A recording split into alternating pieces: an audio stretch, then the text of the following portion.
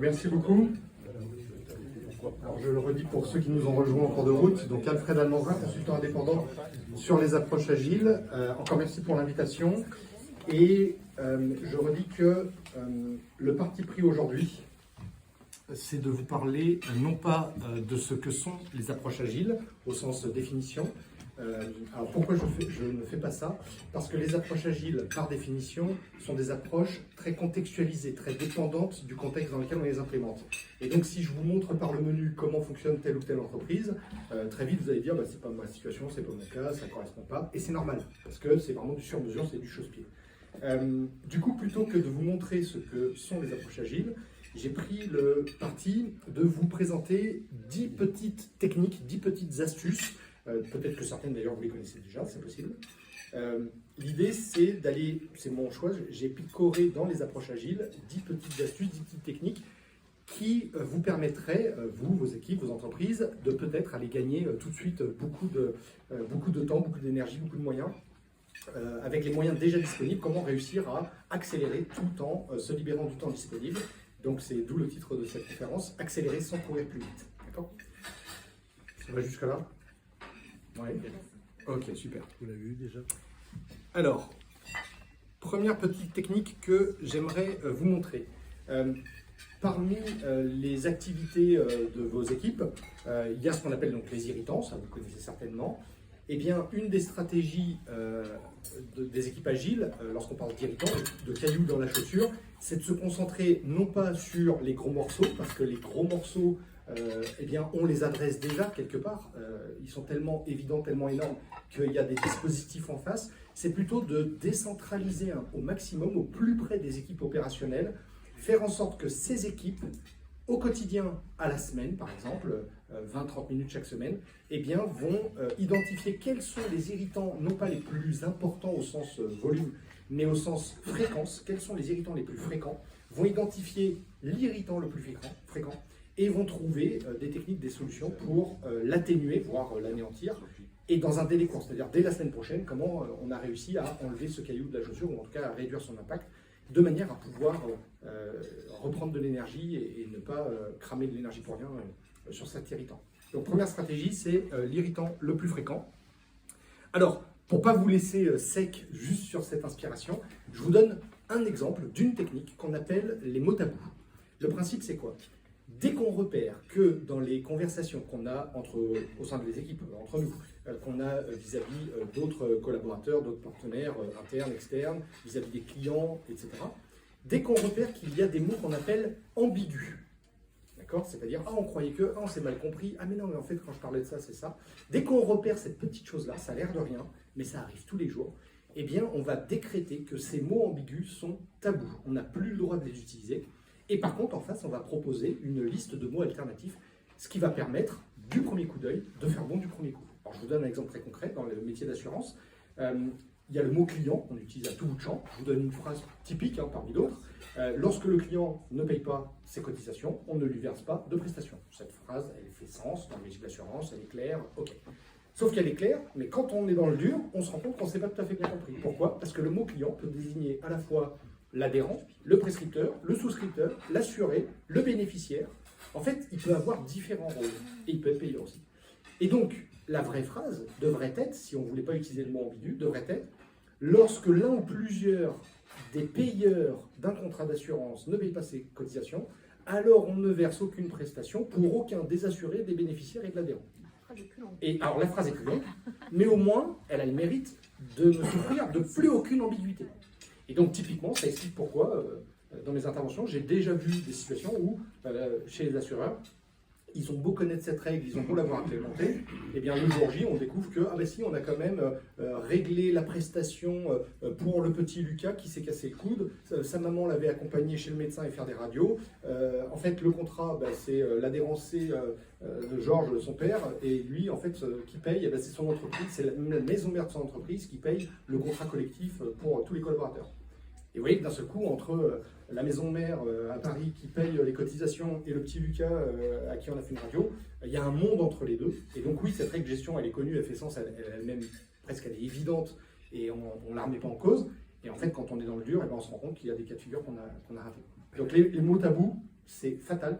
Dès qu'on s'est mal compris, dès qu'on voit que toi, tu ne portes pas la même notion derrière ce mot-là, on pose ça sur la table, on dit ce mot-là, il est ambigu, on le déclare tabou et on donne des alternatives. Et d'un seul coup, on fait mieux du premier. Ça va? Ouais. Deuxième chose, vous avez, c'est sûr, déjà entendu le mot qualité. Alors le mot qualité, c'est un mot ambigu parce que d'un côté, il fait allusion à ce qu'on appelle les procédures qualité, ou les standards, d'accord?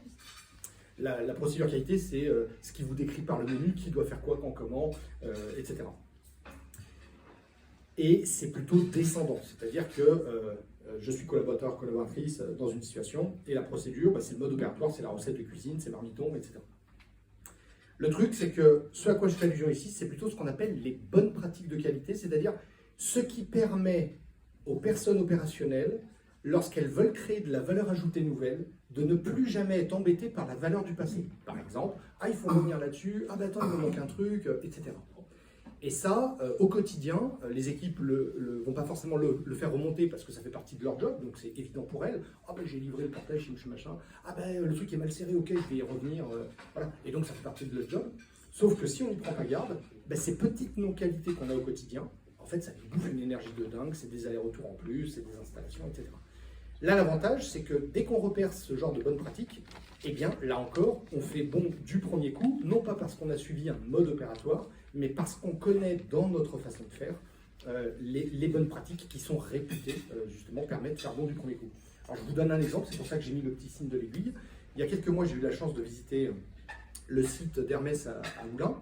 Vous connaissez peut-être le nom de cette technique que je ne connaissais pas, la couture cellier, et qui consiste à faire rentrer dans le même trou deux aiguilles à sens opposé et de faire croiser les fils, exactement. Et en plus, on les recouvre un peu de cire, etc.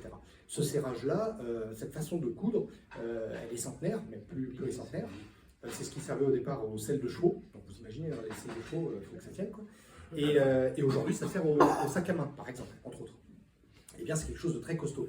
Cette technique-là, parmi toutes les techniques, un collaborateur ou collaboratrice d'ailleurs souvent les couturières sont souvent des femmes, mais pas que, souvent les employés chez Hermès, il leur faut 18 mois pour être montés en compétences et être vraiment totalement maîtres de leur poste de travail et être capables de faire bon du premier coup.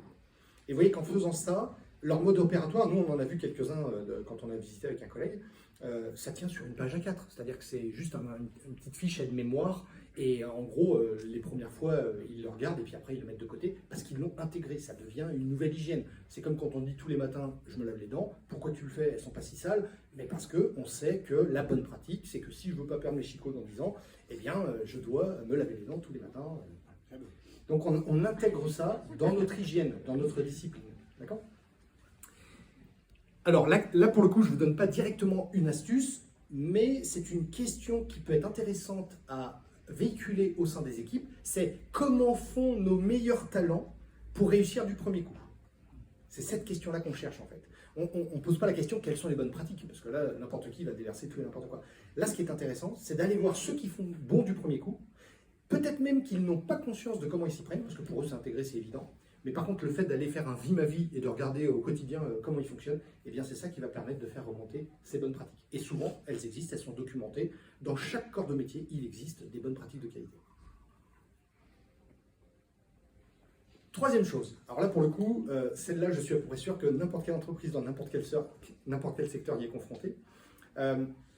Vos équipes sont parfois confrontées au dilemme suivant. J'attends le dernier moment, une fois qu'on a fini quelque chose, un morceau, un bout de quelque chose, etc. Et on est prêt, ça y est, on est prêt à le montrer. Par exemple, à un client, à une autre équipe, un partenaire, peu importe. Et au moment où on se dit, tiens, ça serait bien de les réunir pour qu'on puisse leur présenter, là, on regarde les agendas. Et là, c'est le cauchemar qui commence. Ah ben machin n'est pas dispo. Ah ben la semaine prochaine, c'est les congés scolaires, il y a la moitié qui n'est pas là. Ah ben la semaine d'après, ils ne sont pas sur site, ils sont ailleurs. Ah ben la semaine encore suivante, ils sont chez un autre client. Bref, on est prêt à leur montrer quelque chose maintenant. Et au moment où on cherche à planifier la réunion, l'atelier, ça dépend de quelle réunion on parle, eh bien, il va se passer 3 semaines, 4 semaines. Alors ça, d'un point de vue délai, c'est un gâchis phénoménal.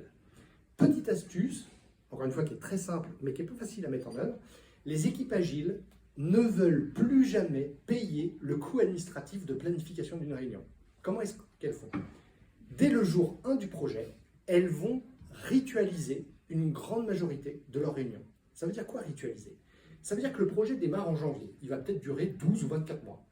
Et bien, de ce jour-là, alors ça dépend de leur cycle de livraison, donc par exemple, certaines livrent toutes les semaines, tous les mois, peu importe.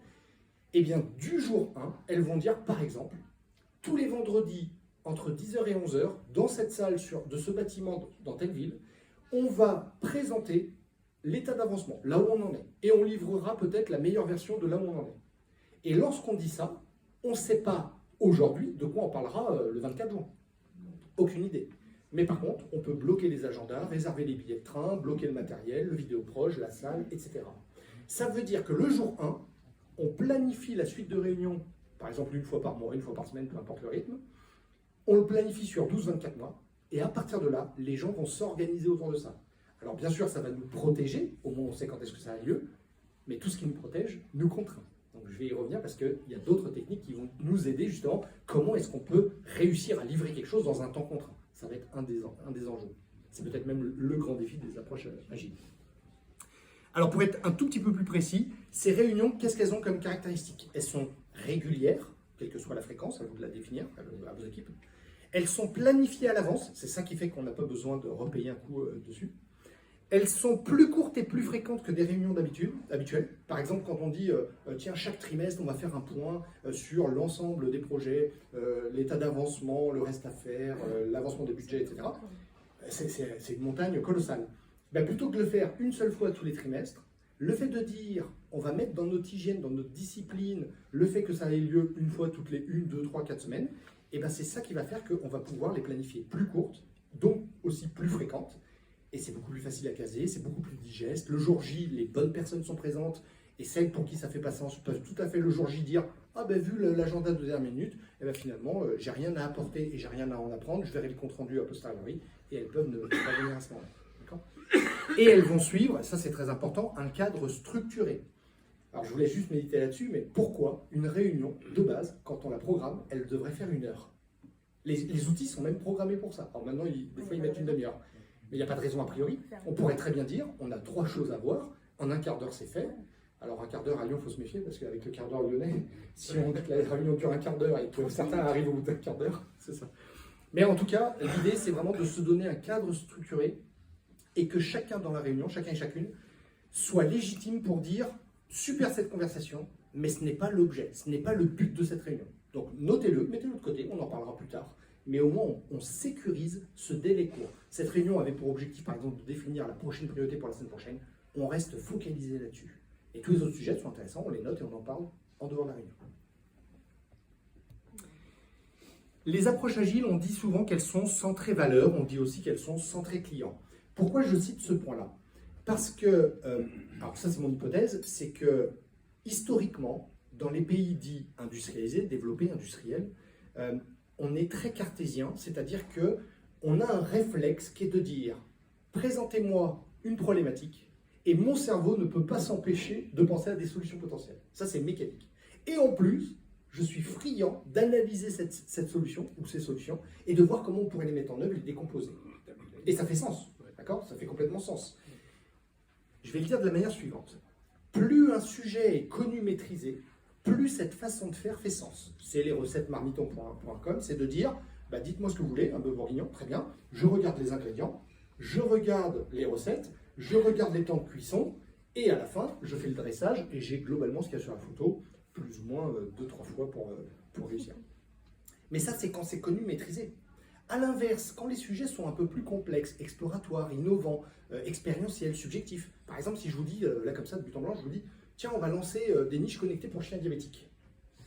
Mais on n'a pas le début de l'idée de qui est le marché, est-ce qu'on parle de propriétaires, est-ce qu'on parle de gens au Japon ou en France, est-ce que les gens vont faire un achat en une seule fois de toute la niche ou est-ce qu'ils vont louer, est-ce qu'ils vont acheter un abonnement, est-ce que ça va être du service, est-ce qu'on donne la niche gratuite et ils payent des services en ligne? En fait, j'ai pas le début de l'histoire du truc, quoi. Quel problème je résous? Est-ce que c'est pour les chiens cardiaques, diabétiques? Est-ce que c'est pour suivre leur température, leur pression sanguine? J'en sais rien en fait, j'ai pas le début de l'histoire. Ou plutôt si, on est 50 dans la boîte et on a 50 idées différentes. D'accord? Dans ce cadre-là, alors que notre cerveau est câblé pour aller chercher directement les solutions et voire même les décomposer et dire on va se répartir le travail de telle manière, etc. Ce qui fait sens encore une fois quand c'est connu, maîtrisé, Eh bien, dès lors que les sujets sont un peu plus exploratoires, innovants, incertains, etc., eh bien, il faut lutter contre ce réflexe-là.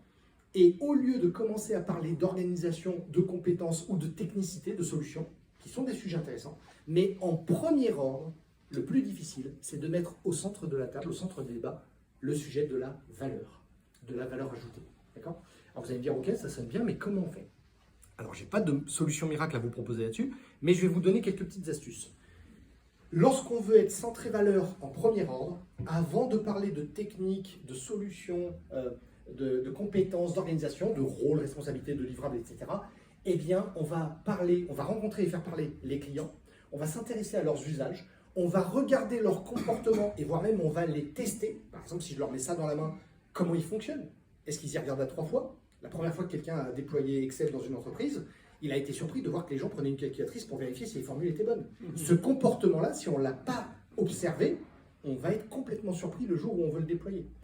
D'accord?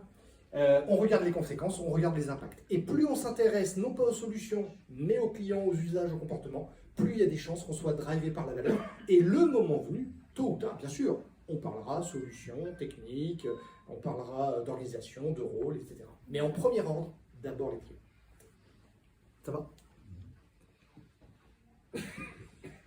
Alors quelque chose de plus récent, en tout cas la formalisation est plus récente dans les approches agiles, c'est ce qu'on appelle le portefeuille 4E. Alors 4E, c'est juste le moyen mémotechnique. En fait, lorsque vous avez différents sujets, différents projets, différentes activités, et voire même pour des mêmes projets, à l'intérieur d'entre eux, de chaque projet, vous pourriez avoir différents domaines, différents volets, différents axes de valeur, et bien à l'intérieur, vous pourriez dire, je pilote ce portefeuille d'activités, je le pilote en premier lieu en le décomposant par les 4E. Alors les 4E, c'est quoi? Il y a d'abord l'exploration. L'exploration, c'est ce qui permet de construire notre avenir. Et c'est complètement incertain. Par exemple, dans l'exploration, on ne parle pas de ROI. Ça ne fait pas sens. Si je vous parle de niche connectée pour chiens diabétiques, alors on peut faire des analyses, on peut se dire, tiens, combien de gens ont des animaux domestiques, des chiens en particulier, combien les gens dépensent chaque année pour... On peut faire plein de choses, on peut faire des analyses, bien sûr. Mais est-ce que ça nous dit dès le départ combien on va gagner et combien ça va nous coûter? Absolument pas. D'accord? L'exploration se pilote par défi, par le fait de tester les hypothèses, et on investit par perte acceptable. C'est pas du tout la même chose. Pour ceux qui jouent au poker, c'est la mise où on dit plus un pourvoir. C'est-à-dire que je mets une mise, j'ai aucune idée de combien j'ai gagné. Mais par contre, ce que je sais, c'est que si je mise pas, je gagne pas. Donc le principe de l'exploration, c'est je mise, je teste mes hypothèses les plus risquées, je me fais surprendre, j'itère, j'apprends, et un jour peut-être vont apparaître une ou des innovations. L'expansion, c'est ce qui développe notre croissance.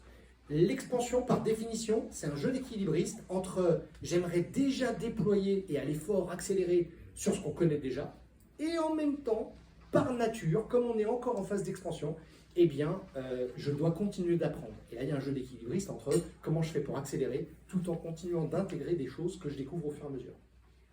L'exploitation, c'est ce qui finance tout le reste.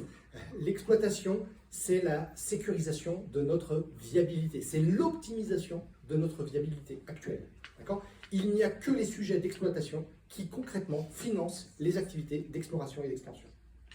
Là, l'idée, c'est de proposer aux équipes, puisque vous savez déjà pour qui on travaille, qu'est-ce qu'on leur livre, quels problèmes on résout, quelles solutions on leur apporte et comment la fabriquer, eh bien, le défi, c'est comment on pourrait fabriquer cette même valeur ajoutée, mais dans un délai à chaque fois plus court.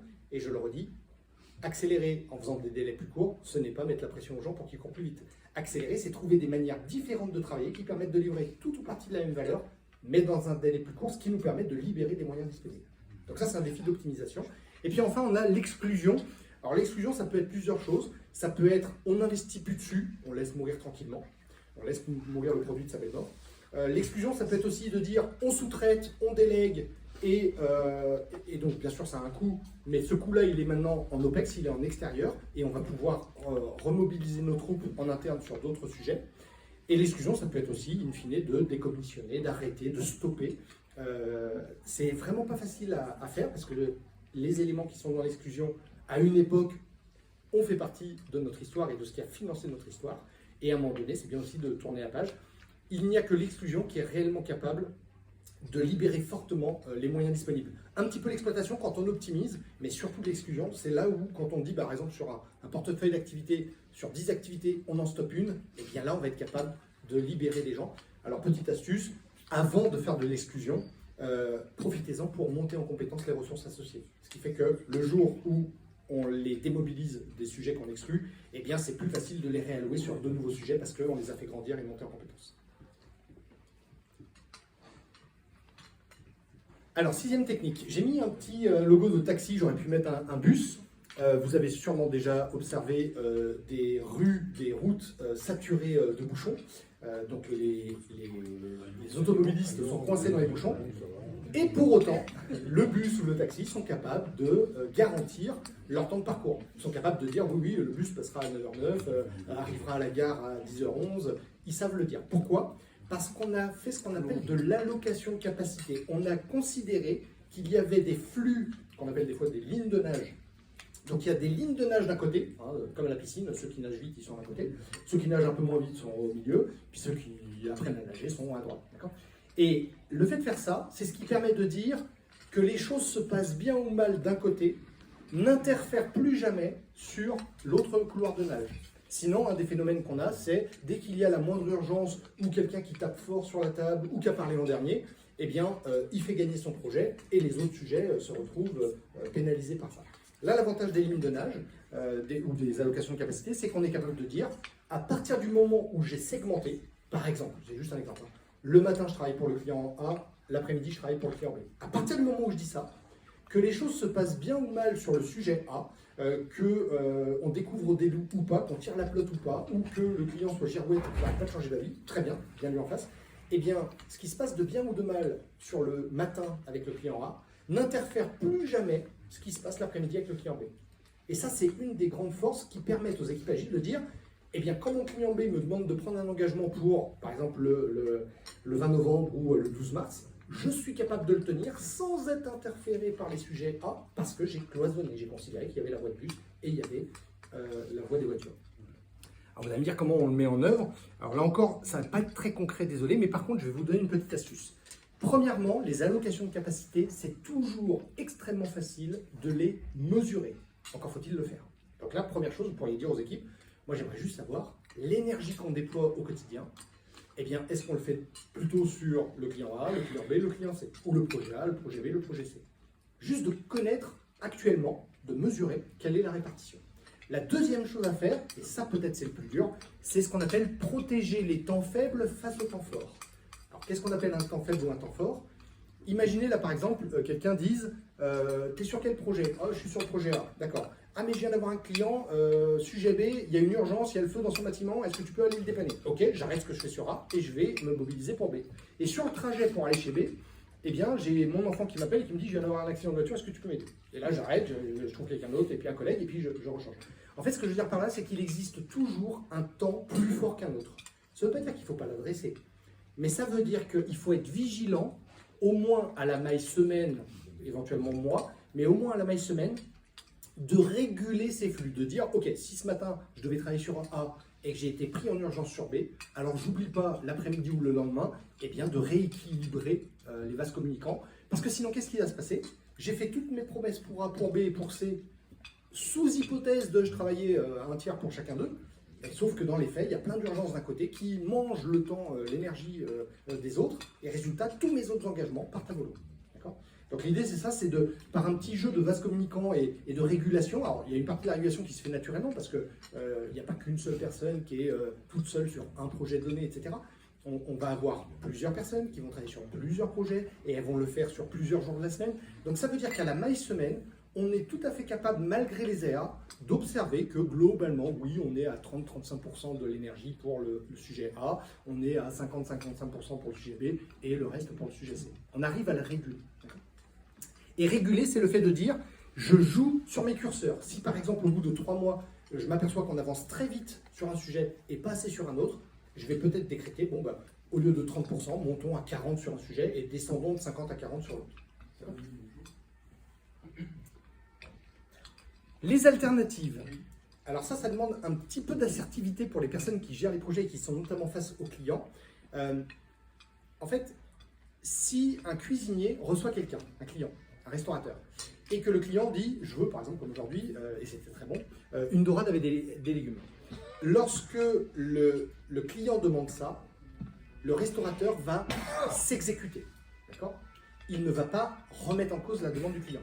Le client est roi, d'accord?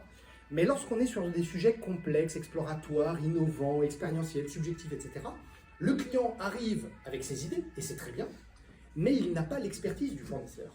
Et donc le fournisseur a une sorte de devoir de conseil, de force de proposition, voire même peut-être que le client a pensé aux meilleures solutions d'un point de vue valeur ajoutée, c'est vrai, mais il n'a peut-être pas en tête combien ça demande en effort, en coût, en moyens. Et donc peut-être que la solution la plus rentable n'est pas celle qu'on croit. D'accord? Donc là, je sais que c'est délicat, mais souvent les clients, certains d'entre eux en tout cas, apprécient le fait d'être questionnés, challengés, et apprécient qu'on leur apporte des choses qu'ils n'avaient pas en visibilité. D'accord? Il arrive avec la demande ABCD, et peut-être qu'on lui dit on va faire A, B', et on vous propose E, et on ne fait pas D. Ah bon, et pourquoi? Ben regardez, on vous montre. Effectivement, E c'est un peu moins de valeur que D, mais par contre ça demande tellement peu d'efforts que ça vous permet de garder du mou pour autre chose. D'accord?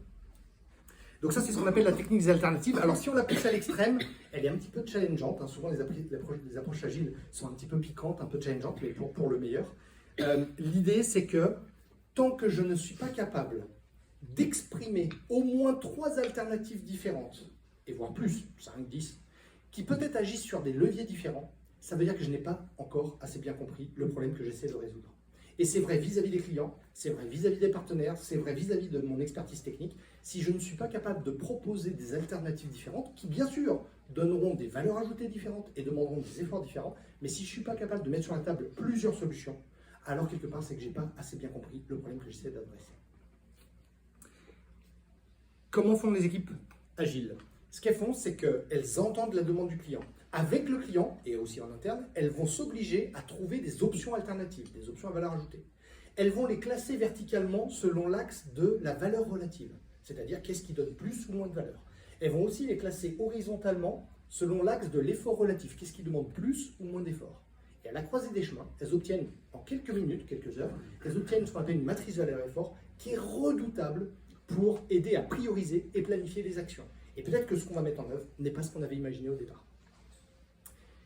Un des conseils, c'est de prioriser par rentabilité. La rentabilité qu'on appelle en anglais le ROI, le Return on Investment, eh bien c'est la division entre la valeur estimée et l'effort estimé. Petite astuce. Alors là, c'est vraiment une technique phare. C'est comme ça qu'on s'est tenu avec Thomas. Merci encore pour l'organisation de l'événement et pour l'invitation. Ce qu'on appelle le carpaccio d'éléphant. En fait, qu'on soit client ou fournisseur, on rêve de la belle solution qui adresse tous les problèmes. Et ça, c'est l'éléphant, c'est la montagne, c'est l'Everest. D'accord? Et bien sûr, c'est intéressant. C'est pas pour rien qu'on y pense. Maintenant, comment est-ce qu'on montre une montagne? Surtout pas par la face nord raide de la falaise. C'est le chemin des vaches, c'est le chemin de moindre effort. C'est chaque pas me fait progresser vers l'objectif, mais chaque pas n'est pas directement face à l'objectif. Parce que sinon, c'est impossible à monter. Je veux dire, combien vont échouer sur le chemin, quoi. Alors que le chemin des vaches, tout le monde peut l'emprunter. Et donc la technique du carpaccio d'éléphant, comment est-ce que ça fonctionne? Eh bien, dans les discussions qu'on a en interne avec le client, avec les partenaires, on va identifier plusieurs possibilités. Et quand je dis plusieurs possibilités, c'est et côté client et côté fournisseur. Côté client, c'est différents segments clients, différents canaux de distribution, c'est différents usages, différents moments d'utilisation, différents scénarios, etc. Et puis côté solution technique, à l'évidence, c'est des technos différentes, c'est des moyens différents, c'est des équipes différentes, c'est des briques différentes, etc. Eh bien, le challenge du carpaccio, c'est de se dire, pour chacune des discussions, chacun des points qu'on est en train de regarder, aussi petit ou gros soit-il, à chaque fois, on va s'obliger à faire un choix. Par exemple, ma solution concerne les grands, les petits, les moyens. Je vais prendre les petits. Ça concerne ceux qui sont en milieu rural, en périurbain ou en urbain. Je prends les urbains. Ok. Ceux qui sont connectés à Internet ou pas connectés. Ok, je prends les connectés. Ceux qui habitent en étage, etc. Et en fait, à chaque fois que j'identifie plusieurs possibilités, je m'oblige à faire ce choix. Bien sûr, ce choix, il va être vu comme risqué, c'est un parti pris, c'est vrai, c'est un pari. Et en même temps, il a le grand mérite de pouvoir focaliser les équipes. Il a le mérite de pouvoir tuer la complexité. La complexité de la solution globale, elle restera là. Mais l'avantage, c'est que lorsqu'on se focalise sur un premier cas d'usage, sur un client, pour un problème donné, une situation avec une solution, eh bien ça permet déjà dans un délai très court d'aligner tout le monde dessus et d'aller au plus tôt vérifier est-ce que ce qu'on croit être vrai fonctionne. Et fonctionne d'un point de vue technique, mais il fonctionne aussi, est-ce que le comportement généré chez le client est le bon? Est-ce qu'on se fait surprendre ou pas? Donc la technique du Carpaccio défense, c'est vraiment la technique redoutable. Les équipes agiles, à la fois leur accélération en délai et le fait qu'elles soient de plus en plus maîtres et adaptables de leur processus, ça passe par cette histoire de Carpaccio. C'est parce qu'on fait plein de petits pas au quotidien, plutôt que des grands pas à l'échelle du semestre ou autre, eh bien c'est ça qui permet aux équipes d'être très adaptables, de livrer de la valeur, de découvrir, de tester, de s'aligner, etc., de baisser le niveau de complexité.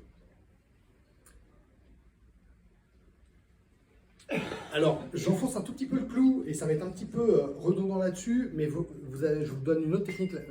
Donc, en agilité, on parle de délai court ou la contrainte des cycles courts. Je vais directement vous l'afficher. Donc là, c'est aussi une question qu'on peut partager aux équipes. Combien de fois les entreprises, les équipes, les projets se posent la question de combien de temps d'argent il faut pour faire quelque chose? Eh bien, en agilité, face à des sujets complexes, exploratoires, innovants, subjectifs, expérientiels, bref, vous l'avez compris, exploratoires, eh bien, on se pose la question inverse, on fixe la contrainte d'un délai volontairement trop court et on se pose la question, quelle est la meilleure valeur ajoutée que nous pourrions découvrir ou délivrer dans un délai volontairement trop court? Donc, j'ai un client qui arrive, il me demande la lune pour dans 6 mois, et moi, la question que je me pose, c'est qu'est-ce que je peux lui livrer comme meilleure valeur à la fin de la semaine?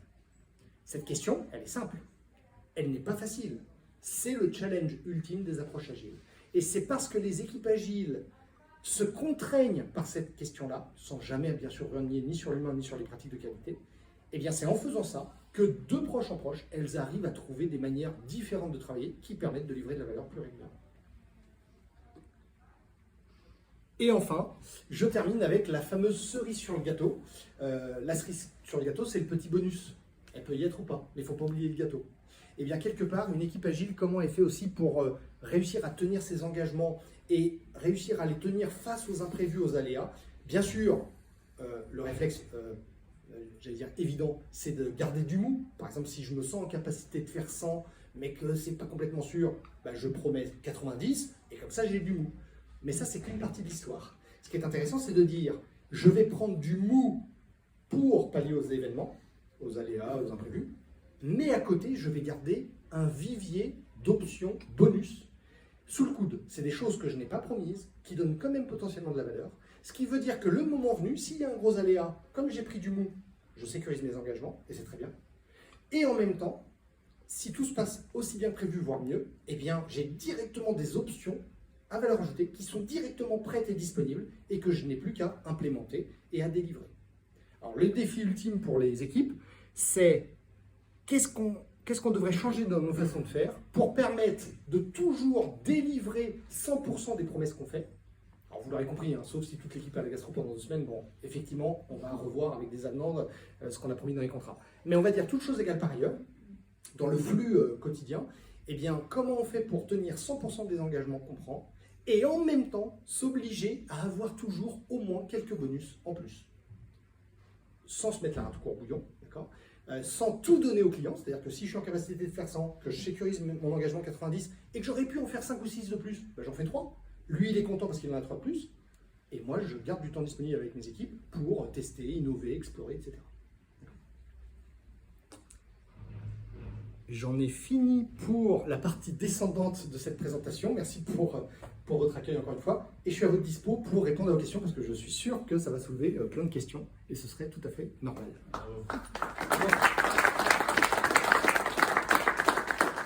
Oui, je t'en prie. Alors, bravo, c'est hyper intéressant. Je me suis beaucoup reconnu. Je me suis beaucoup reconnu dans votre présentation. Et c'est vrai que toutes les étapes de accélérer sans aller plus vite me paraissent. En fait, je faisais de la prose sans le savoir, en fait. Hein, je me rends compte. Mais j'ai une question, c'est-à-dire que la grosse différence par rapport à ce que vous présentez, c'est que vous parlez d'équipe, mais sauf que là, moi, je suis tout seul. Et je voulais savoir si c'est vrai ou pas que ça s'applique aussi quand on est tout seul, toutes ces choses-là. J'ai un peu un bout de réponse, mais je voudrais savoir si votre précepte fonctionne. Merci pour la question. Alors effectivement, c'est une très bonne question, c'est un vrai sujet. Alors, si on le pousse à l'extrême, on n'est jamais complètement tout seul parce que on fabrique pas tout nous-mêmes. Vous vous appuyez sur peut-être des choses en entrée et vous travaillez aussi sûrement pour d'autres entités, des clients, avec des partenaires, etc. Donc, on n'est jamais complètement tout seul. Mais même si on était tout seul, l'agilité reste intéressante. Alors, il y a certains des points ici qui ne vont pas forcément être pertinents quand on est tout seul. L'agilité, je vais le dire autrement, la grande force des approches agiles, c'est de transformer l'inconnu en opportunité. Et en plus, challenge, dans un délai très court. C'est ça le truc ultime. Donc si vous dites, j'ai un modèle qui est connu, qui est maîtrisé, qui ne souffre pas d'aléas, qui est dans un environnement qui n'est pas si concurrentiel que ça, qui est assez stable, qui est assez réplicable, et d'année en année, ça se passe bien. Si vous êtes dans ce cadre-là, alors là, peut-être, je dirais, est-ce que les approches agiles vont vous être utiles? Pas tant que ça. Éventuellement pour vous libérer du temps disponible. Par exemple, de dire, j'arrive à livrer la même valeur qu'avant, et en plus, je me libère du temps. Donc là, ça peut faire sens. Maintenant, si jamais il y a des endroits où ça pique un peu de temps en temps, genre, tiens, là, il y a eu un petit aller-retour en plus, ah ben tiens, ça, je l'avais pas anticipé, et du coup, ça m'a un petit peu coincé au dernier moment. S'il y a ce genre de choses, alors là, l'agilité peut aider. Ouais, effectivement. Maintenant, plus les curseurs vont être augmentés, et plus ça va être intéressant. C'est sûr que plus le projet va être gros que petit, plus les équipes vont être importantes que petites, plus elles vont être multi-sites ou multiculturelles, plus elles vont avoir de sujets en parallèle. Bon, ben là, a fortiori, plus les approches agiles vont être super intéressantes. Parce que la complexité, on ne peut plus y échapper là. On est dedans. Merci pour le point. J'ai une autre question. Agile, c'était pas un acronyme à l'origine? Pas à ma connaissance, non. Agile, dans la littérature, alors on le retrouve d'abord, je crois en France, dans les années 70, un livre qui a été écrit qui s'appelle L'entreprise agile, par rapport aux activités industrielles. Et ensuite, là où ça a été promulgué, c'est en 2001, quand 17 experts du développement logiciel ont écrit ce qu'on appelle le Manifeste Agile, qui est un document en ligne traduit en plein de langues que vous retrouvez aujourd'hui, qui fait encore date. Hein. Et dans ce document, on retrouve une phrase d'accroche très importante. On retrouve 4 valeurs et 12 principes. Donc très léger, très méta. Ça ne vous dit pas exactement comment faire, mais ça vous fait poser des bonnes questions. Et ça, au départ, ça a été à la fois très utile et très challengeant dans l'univers. Alors à l'époque, on appelait l'informatique, puis Internet, puis IT, puis digital. Bon, peu mettez le mot que vous voulez derrière, mais en gros, voilà, vous avez compris, dans les nouvelles technologies de l'information. D'ailleurs, les deux se sont un petit peu challengés mutuellement. Hein. J'ai des besoins, tiens, j'ai des trucs à te proposer, ah mais ça ne marche pas complètement. Donc les deux ont progressé ensemble. Et je dirais que depuis les années 2010-2005, ça s'est étendu au-delà de l'IT, les fonctions support, dans d'autres secteurs. Alors bien sûr, plus on est proche des marchés publics et des appels d'offres en général, mais pas que publics, plus ça va piquer. C'est-à-dire que forcément, c'est hyper contraint, c'est normal. Par contre, même chez les grands comptes et dans différents secteurs, enfin je suis intervenu dans le médical, dans les transports, dans la cosméto, la création de bureaux physiques, enfin vraiment des secteurs différents, c'est pas mon métier. Par contre, d'un point de vue posture d'accompagnateur et justement pour à la fois aider mais aussi challenger les équipes pour qu'elles trouvent de meilleures façons de faire par elles-mêmes, ben là l'agilité se répand pas mal. Donc aujourd'hui ça c'est assez démocratisé. Mais pour moi ça reste une niche. C'est-à-dire qu'il y a encore beaucoup d'entreprises.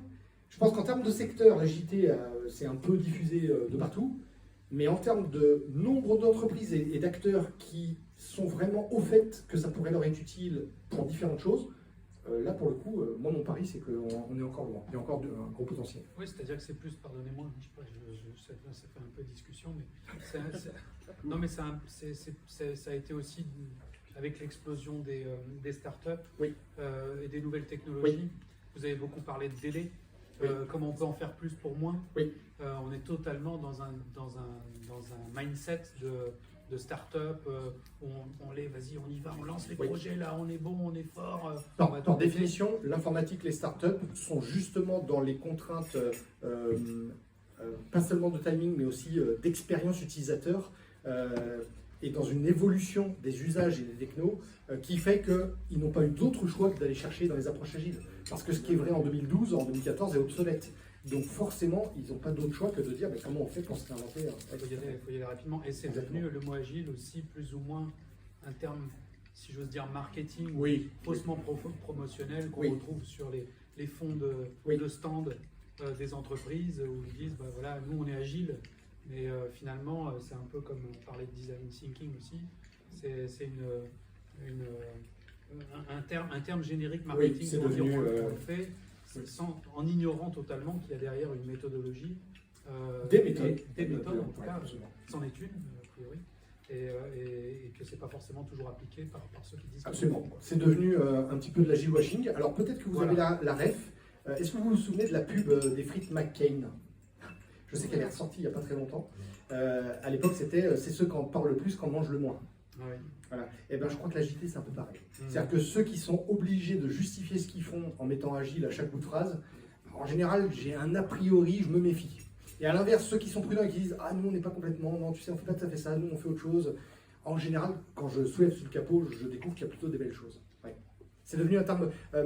À une époque, alors je ne sais plus, j'aurais situé vers 2010-2012, l'État français avait sorti le contrat agile avec la flexibilité du marché du travail.